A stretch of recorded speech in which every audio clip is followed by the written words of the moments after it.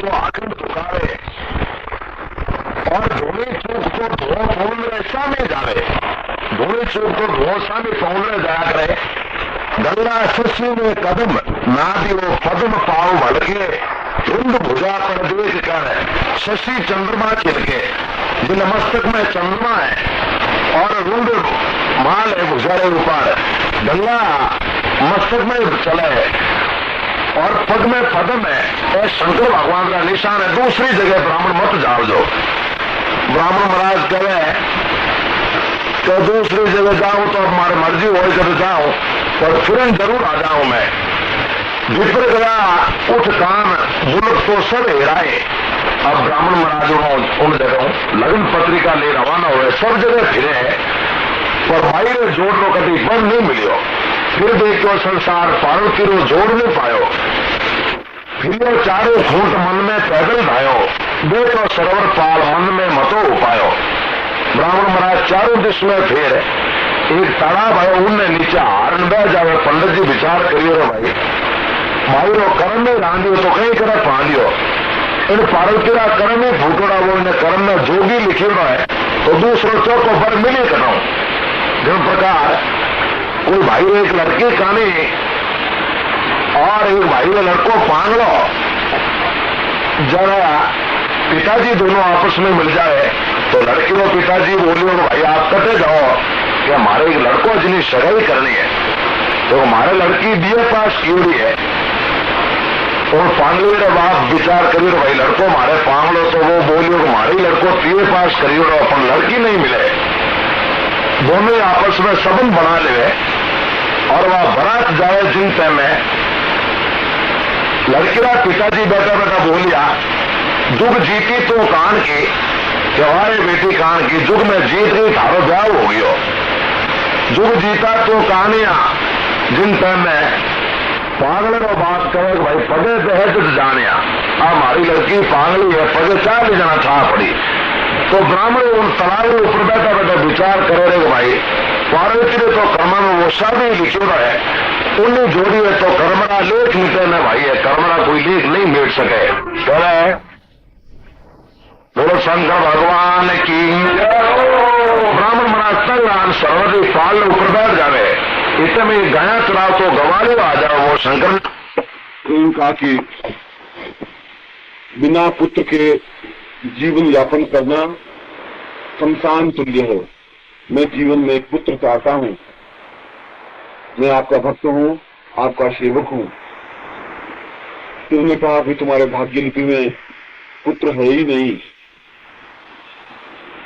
उन्होंने कहा कि यह बात तो मुझे भी मालूम है कि मेरे भाग्य में पुत्र नहीं है, मगर आपके दर्शन करने के बाद भी अगर पुत्र नहीं है और आप भी अगर ऐसा चाहेंगे कि तुम्हारे भाग्य में पुत्र नहीं है तो भविष्य में कोई आपकी साधना नहीं करेगा, आपका नाम कोई उल्लेख नहीं करेगा।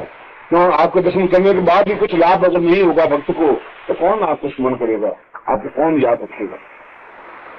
उसने कहा कि तुमने ऐसे स्थिति को मुझे लाके खड़ा कर दिया है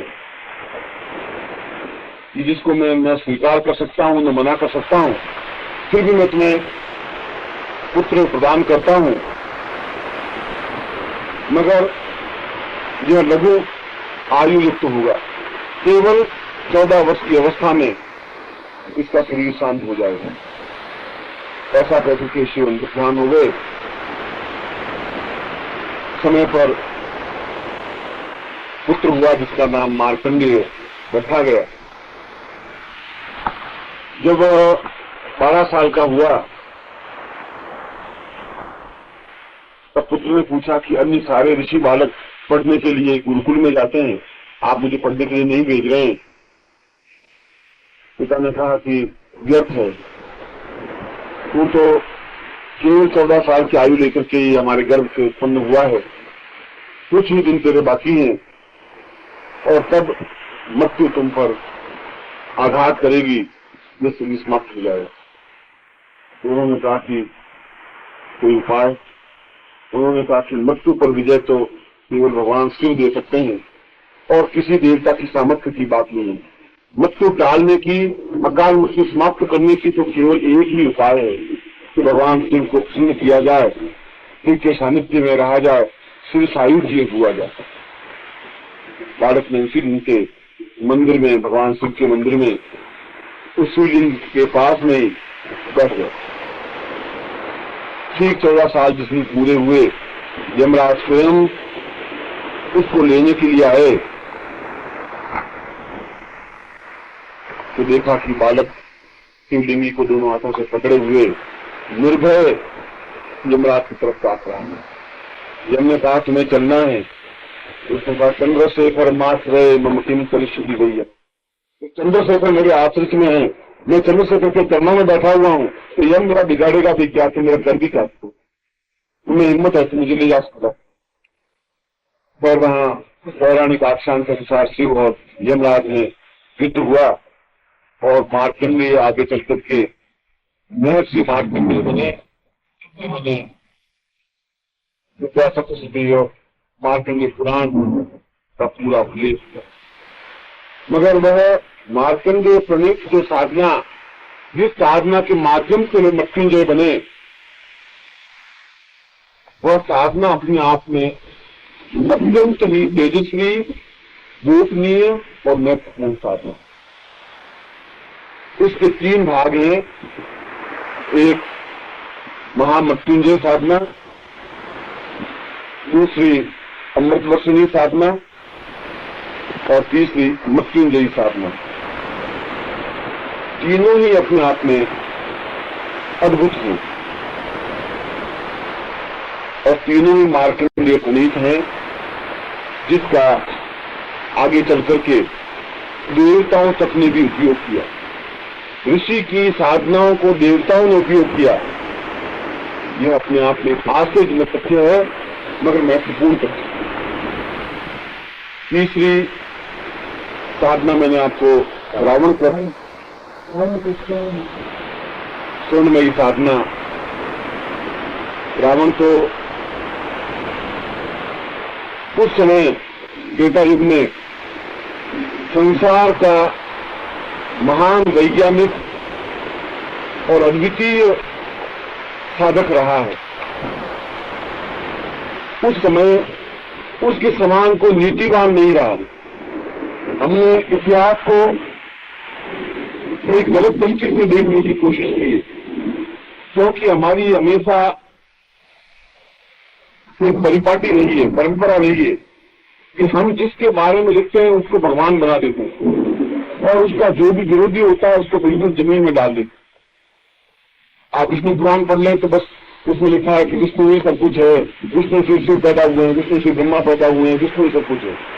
और फिर आप शिव पुराण पढ़ लें तो लिखेंगे शिव ही सब कुछ है, शिव के तो रोज सेवा करते हैं, विष्णु सेवा करते हैं, ब्रह्मा सेवा करते हैं, शिव से ब्रह्मा विष्णु पैदा है, शिव ही महान। ब्रह्म पुराण पढ़ लें तो ब्रह्मा ही सब कुछ है। यह गलती हमारी नहीं है, ये तो वेद व्यास के समय से प्रारंभ हुई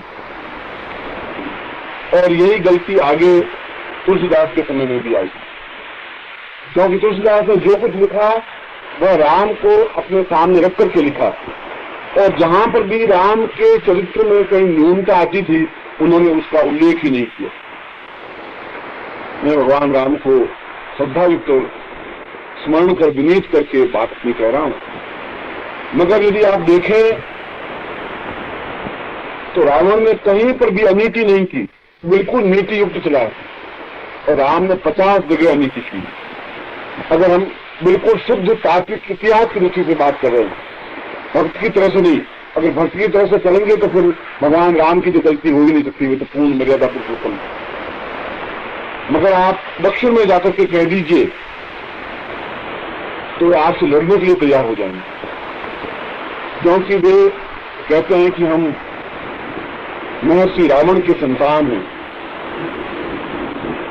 और सही अर्थों में एक छोटी सी घटना, उस समय स्वयंवर प्रणाली, स्वयंवर प्रथा एक सामान्य प्रथा थी। सीता का स्वयंवर हुआ था और उसमें स्त्री को, लड़की को अधिकार होता था कि वह किसी भी योग्य पुरुष को चयन कर ले, जिसके गले में भी जयमाला डालती वह उसका पति हो जाता। उसके लिए न माँ बाप कोई कुंडली मिलाते, न लड़के से पूछते और न लड़का लड़की से कोई बातचीत करता, ऐसा कहीं कुछ था ही नहीं।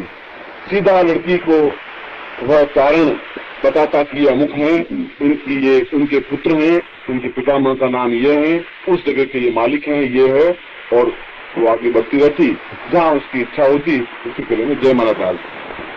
तो यह स्वयंवर प्रणाली, स्वयंवर अपने स्वयं अपनी इच्छा के अनुसार वर प्राप्त करना सामान्य परिपाटी थी। और यह भी सामान्य परिपाटी थी कि प्रत्येक लड़की को अपने पति के चयन करने का अधिकार था। सीता को अधिकार था, द्रौपदी को अधिकार था, सब जगह अधिकार रहा। कन्या स्वयं किसी भी पुरुष से पूछ सकती थी कि मैं तुम्हें पति रूप में वर्ण करना चाहती हूँ। पुरुष मना कर लेता, कोई बात नहीं, और स्वीकृति हो जाती तो विवाह हो जाता, एक सामान्य बात। और उसी रूप में शूर्पणखा ने राम से पूछा कि मैं आपसे विवाह करना चाहती हूँ। राम ने कहा कि मैं तो शादीशुदा हूं, मगर लक्ष्मण कुमार है, ये राम कह रहे हैं, और तुलसी के रामायण की बात कह रहे हैं, बिल्कुल अनेक की बात। अब सत्य बात तो ये है कि वो कुमार था ही नहीं, उर्मिला के पति थे, मगर उसने चाहे विनोद में ही कहा हो, चाहे हास्य में भी कहा हो, पर असत्य तो हास्य में भी असत्य कहलाएगा। उनका मैं तो शादीशुदा हूं, पत्नी बैठी है, मगर ये कुमारा, तो मुझसे बात कर सकते। शूर्पणखा ने बिल्कुल सामान्य उसी पद्धति में, जिस पद्धति में उस युग में प्रथा थी, उस प्रथा के अनुसार लक्ष्मण को पति के रूप में याचना की, और लक्ष्मण ने सीधा तीर निकाल कर उसके नाक पर बांधा। आज के युग में भी 84 में भी कोई लड़की आके आपको कहे मैं शादी करना चाहती हूँ, आप ना काम नहीं कर सकते, आप मना कर लेंगे, फटकार देंगे, सत्य बोलेंगे, कह लेंगे मैं शादीशुदा हूं। मगर ये कौन सी नीति थी, ये कौन सा अधिकार था, ये कौन सा तरीका था, कौन सा सिस्टम था? एक नीति वाली बात ये। और आप दूसरी नीति की रावण की देखिए कि सीता का हरण किया, हरण तो भगवान कृष्ण ने भी किया था, द्रुपदा का, अर्जुन की बहन का, सुभद्रा का हरण किया। हरण करना तो वहां एक सामान्य परिपाटी थी, और विवाहित स्त्रियों का हरण होता था, कुंवारी कन्याओं का हरण होता था। मगर हरण करने के बाद भी रावण अपनी ही नगरी में चाहता तो अपने महल में रख सकता था, पत्नी बना सकता था, मगर उसने एक बार नीति का उल्लंघन नहीं किया। अशोक वाटिका में रखा, और तुलसीदास जैसा राम भक्त भी यह लिखने के लिए बाध्य है कि जब भी रावण मिलने के लिए गया, मंदोदरी को साथ लेकर के गया, अकेले नहीं गया मिलने के लिए। इससे ज्यादा नीतिवान क्या बात है? मैं ऐसा कह करके कोई रावण की प्रशंसा कोई नहीं कर रहा हूं, मगर सत्य क्या है वह मैं सामने रख रहा हूं। उसके समान नीतिवान और ज्ञानवान सारी प्रकृति को नियंत्रित किया हुआ था। इंद्र उसकी इच्छा के अनुसार वर्षा करता था, वायु उसकी इच्छा के अनुसार हवा देता था। हम भी प्रकृति को वश में किए हुए हैं, जब चाहे बटन दबाते हैं, वायु को बंद कर लेते हैं, जब चाहे उसको प्रारंभ कर देते हैं। मगर हम तो थे उसके बाद 5,000 साल आगे जाकर के ऐसा कर पाए, वह तो उससे पहले उस स्टेज पे पहुंच चुका था। यह वायु अपनी इच्छा के अनुसार चलाना का मतलब इस प्रकार की मशीन, इस प्रकार की बना चुका था कि वह जैसा भी चाहता वायु ले सकता था, छोड़ सकता था। वायुयान तो हमने बहुत बाद में बनाया, पुष्पक विमान तो उसने पहले ही बना दिया था। और उसी पुष्पक विमान में बैठ करके राम अयोध्या में लौटे। राम के पास पुष्पक विमान नहीं था, भारतवर्ष में उस समय और कहीं पुष्पक विमान नहीं थी। ये लंका में था। जब रावण की मृत्यु हुई तो विभीषण ने कहा कि पुष्पक विमान आप उसको बैठ सकते हैं। उतना बड़ा साइंटिस्ट, वैज्ञानिक, नीतिवान हमारे इतिहासकारों ने इतना घृणित और नीचा गिरा दिया है कि हम रावण का नाम लेते ही हमारे मन में न मालूम कितने कितने विचार पैदा हो जाते हैं कि उसके जैसा तो कोई गया बीता आदमी शायद नहीं, क्योंकि हमने सही तरीके से रावण के ग्रंथों का अध्ययन ही है। यदि आप कभी रावण संहिता का पाठ कर लें, एक बार रावण संहिता को पढ़ लें, आपकी सारी विचारधारा अपने आप में बदल जाएगी। आप सही स्थिति पे खड़े हो जाएंगे। अभी तक तो आपने बस वो एक की परिपाटी जो इतिहास की चली है कि चारणों ने अगर किसी को शिवाजी की प्रशंसा की तो शिवाजी सूर्य हैं, शिवाजी चंद्रमा हैं, शिवाजी महान है, शिवाजी देवता हैं, शिवाजी इंद्र हैं, फिर और कुछ है ही नहीं। बस औरंगजेब की स्तुति की तो फिर औरंगजेब सब कुछ बन गया। हम तो उसी परिपाटी में चले। जो तो रावण के बारे में सैकड़ों उल्लेख है, रावण समुच्चय ग्रंथ में तो रावण की अद्भुत प्रशंसा की हुई। मैं इस वस्तु को गौण रहा हूँ। मैं कह रहा कि वही रावण भगवान शिव का अत्यधिक प्रिय और श्रेष्ठतम साधक था, जिसने कैलाश पर्वत को अपनी हथेली में उठा करके लंका पर लाने के लिए तैयार हो गया। जिसने कहा कि अगर शिव प्रसन्न नहीं होते हैं तो भक्त शिव से भी, भगवान से भी। नमस्कार। अगर आप सद्गुरुदेव डॉक्टर नारायण दत्त श्रीमाली जी के दीक्षित हैं या फिर आपके पास उनसे जुड़े हुए कोई भी अनुभव है तो नीचे दिए गए हुए नंबर पर वीरल पटेल जी को मैसेज कीजिए या फिर फ़ोन कॉल कीजिए और अपने अनुभव ज़रूर शेयर कीजिए।